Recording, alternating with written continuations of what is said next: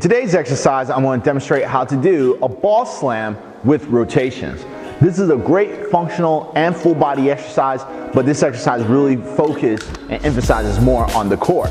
Now, when it comes to equipment, the only thing you need is a slam ball like this, okay? Please do not use the medicine balls because medicine balls are not meant for slamming onto the ground. If you use the medicine balls, they're going to eventually break, okay?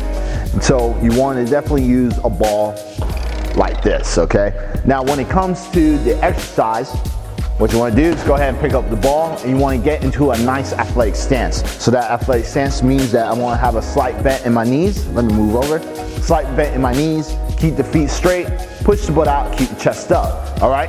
This is going to be my nice athletic stance. Let me go ahead and show you in the side so you can see how the stance look like, just like that, okay?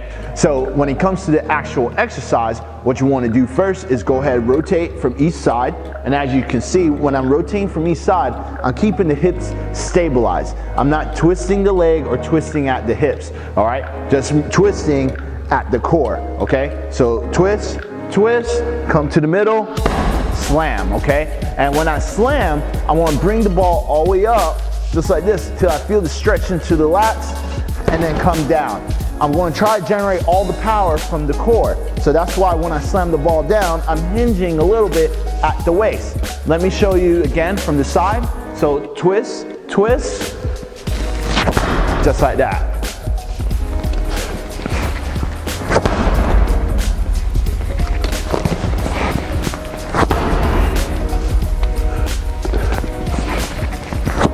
Show you from the front.